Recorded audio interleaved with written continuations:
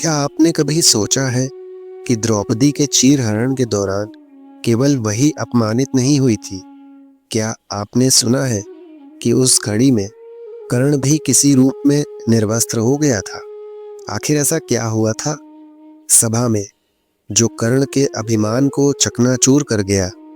महाभारत की सबसे पीड़ादायक घटना, द्रौपदी का चीरहरण, जहां धर्म, न्याय और मर्यादा को दरकिनार कर दिया गया। पर क्या केवल द्रौपदी ही अपमानित हुई थी?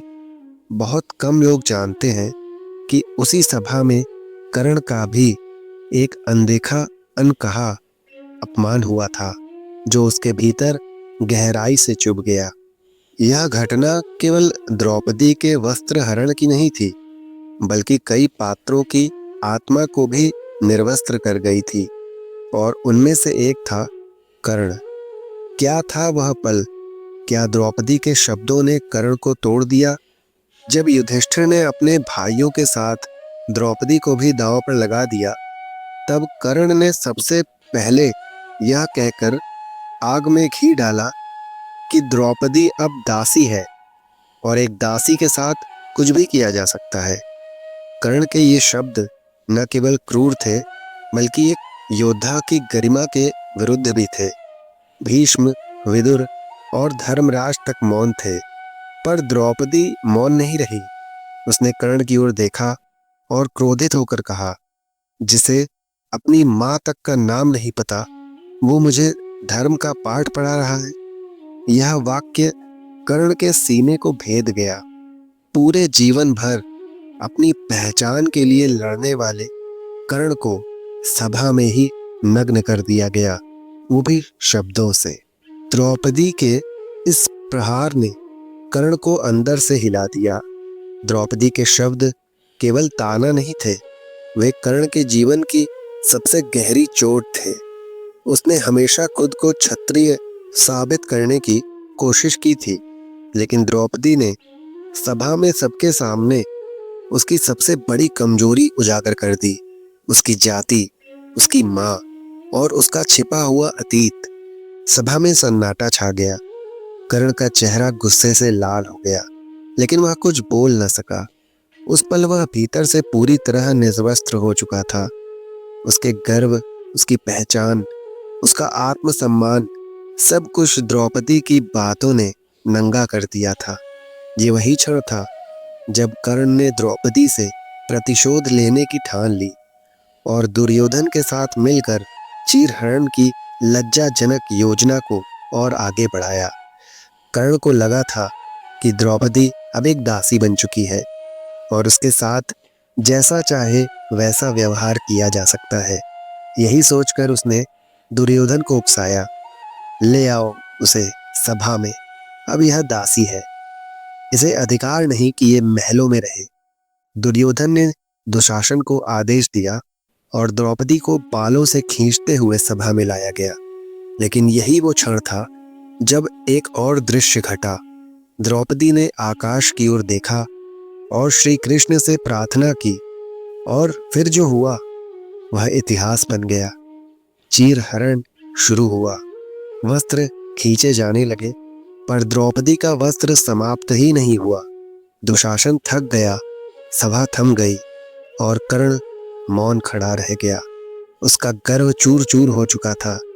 द्रौपदी का चमत्कारिक चीरहरण देखकर सभा स्तब्ध रह गई थी। भीष्म, विदुर, द्रोणाचार्य जैसे महारथी भी सिर झुकाकर बैठे थे, लेकिन सबसे ज्यादा आहत हुआ था कर्ण। उसके मन में यह सवाल गूंजने लगा कि जिस स्त्री को मैंने दासी कहा, उसे तो स्वयं कृष्ण ने बचाया। क्या मैं गलत था?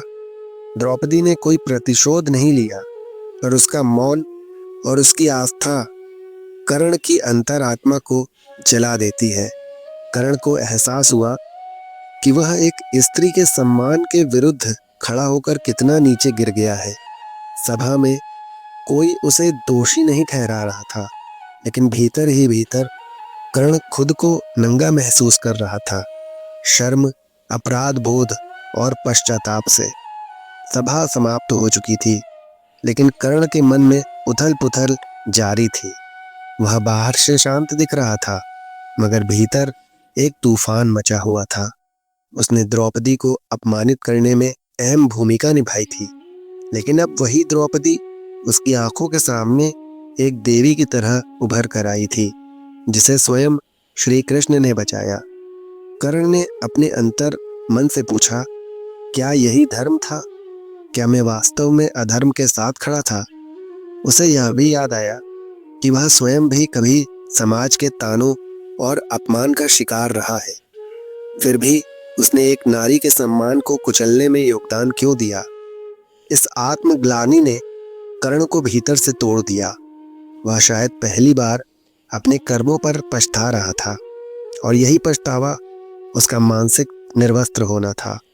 कर्ण उस दिन के बाद भी सभा में तो बैठा, पर उसका आत्मविश्वास पहले जैसा नहीं रहा।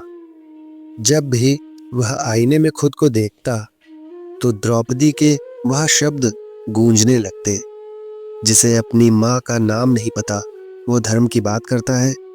यही वो वाक्य था जिसने कर्ण को मानसिक रूप से झकझोर दिया था। उसे लगा कि पूरा जीवन उसने सम्मान के लिए संघर्ष किया, लेकिन एक स्त्री ने एक ही पल में उसे उस संघर्ष के नीचे कुचल दिया। कर्ण जानता था कि वह एक श्रेष्ठ धनुर्धर है, एक दानी है, एक योद्धा है, लेकिन अब वह यह भी जान गया था कि वह एक अपमानित पुरुष है, जिसने धर्म की मर्यादा तोड़ी। यह भावनात्मक निर्वस्त्रता उस भौतिक चीरहरण से कहीं ज्यादा गहरी और स्थायी थी। कर्ण की अंतरात्मा अब दो भागों में बट चुकी थी। एक ओर था उसका मित्र धर्म, उसकी निष्ठा दुर्योधन के प्रति, और दूसरी ओर था उसका अपराध बोध, जो द्रौपदी के साथ हुए अन्याय से उपजा था। कभी कभी वह अकेले में बैठकर सोचता, अगर मुझे मेरी माँ ने समय रहते अपनाया होता, अगर समाज ने मुझे नीच कहकर नहीं ठुकराया होता, तो क्या मैं आज भी धर्म के पक्ष में खड़ा होता? द्रौपदी के शब्दों ने न केवल उसके अभिमान को नहीं तोड़ा था, बल्कि उसकी सारी जिंदगी की लड़ाई को व्यर्थ साबित कर दिया था। वह भीतर से इतना टुकड़ों में बट चुका था कि युद्ध में उसने अपनी मृत्यु को स्वीकार कर लिया, मानो यह उसका प्रायश्चित हो। कर्ण अब केवल एक योद्धा नहीं था, वो एक टूटे हुए आत्मसम्मान का प्रतीक बन चुका था। कर्ण का जीवन अंत की ओर बढ़ रहा था। युद्ध भूमि में जब अर्जुन ने उसे रणभूमि में पराजित किया, तब भी उसने धर्म की दुहाई दी, लेकिन उस क्षण भी उसे याद आया द्रौपदी का वह दिन। वह जानता था कि उसने एक अधर्मी कृत्य में भाग लिया था, और आज उसका अंत उसी अधर्म की छाया में हो रहा है।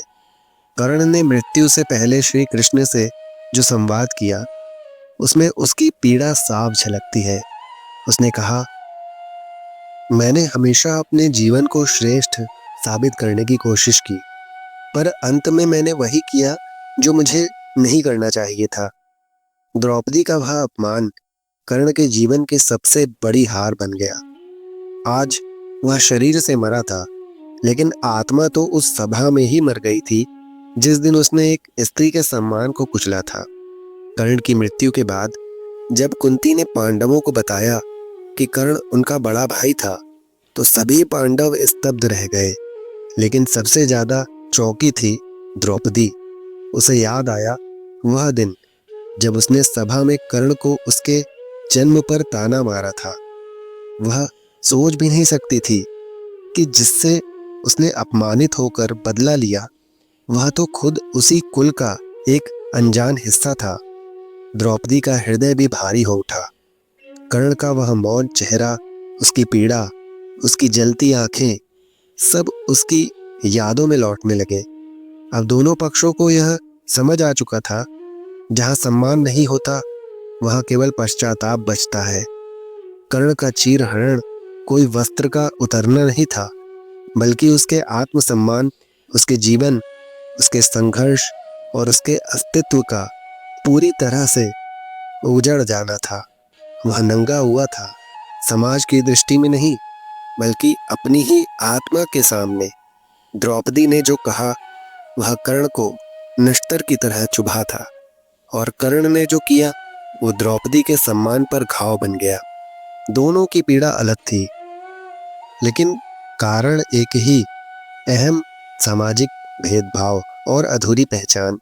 यह कहानी हमें सिखाती है कि जब भी हम किसी को अपमानित करते हैं, हम उसके जीवन की अनकही लड़ाइयों को नजरअंदाज करते हैं, और जब हम किसी स्त्री का सम्मान नहीं करते तो धर्म भी हमारा साथ छोड़ देता है।